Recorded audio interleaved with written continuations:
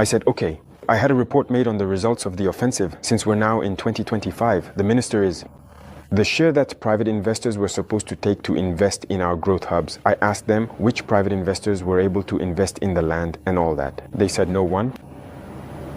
It was those who were already involved in bankruptcy products. Those things we actually encouraged. The cooperatives, they were the ones who continued. But the major operators, I told them there was no one. They said, okay, very well.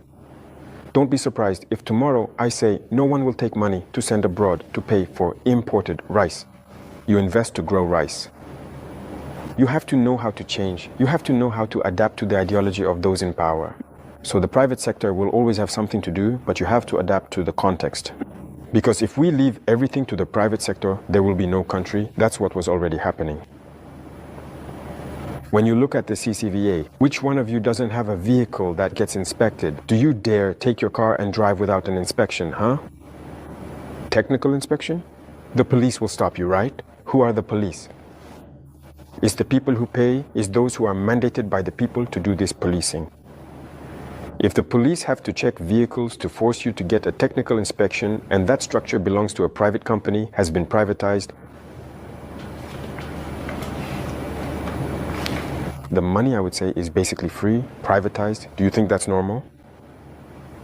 Sociokos was privatized. Many companies have been privatized. But this could bring in money for the state, and the state is supposed to work for everyone. If you privatize everything, then what do?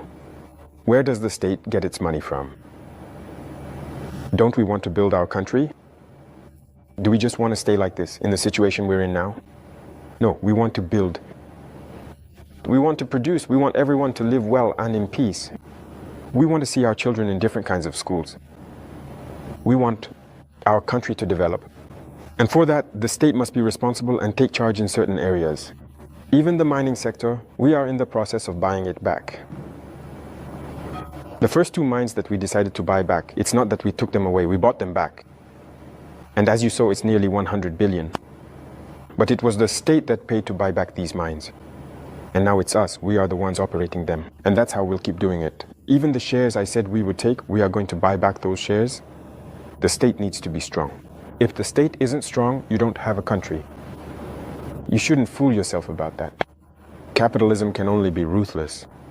If you let capitalism develop to a certain level, in the end, you'll lose yourself. If you set up an industry right away to manufacture I don't know what, your goal is to make a profit. At first, you might set up a factory that employs maybe 500 people. And gradually, you automate. In the end, your factory